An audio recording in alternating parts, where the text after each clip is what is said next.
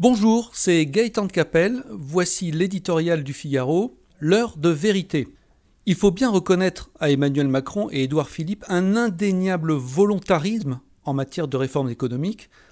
Avec la loi travail et la SNCF, ils ont réalisé davantage en quelques mois que beaucoup d'autres en plusieurs années, mais dans une France si longtemps frappée d'immobilisme, le plus dur pour eux reste à faire, ouvrir enfin l'immense chantier de la dépense publique qu'ils promettent de réduire sans jamais préciser de quelle manière.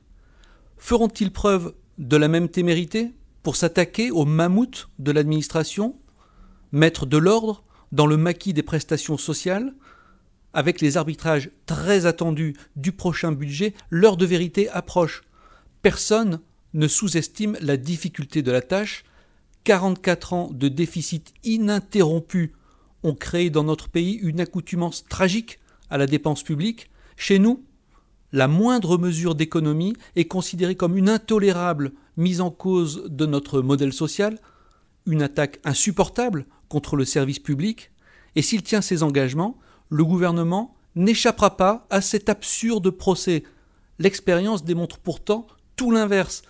En consacrant plus de 56% de sa richesse aux dépenses publiques, la France n'est pas mieux administrée, ni ne compte moins de pauvres ou de chômeurs qu'auparavant.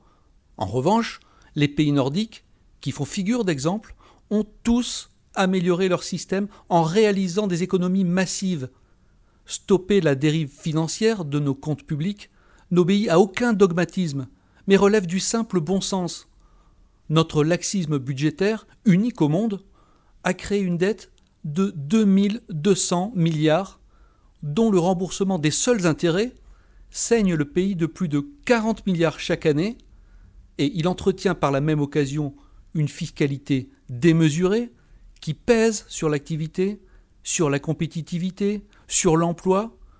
La discussion budgétaire, on le voit, n'est pas une simple affaire comptable. L'enjeu, c'est de sortir ou non de ce cercle vicieux.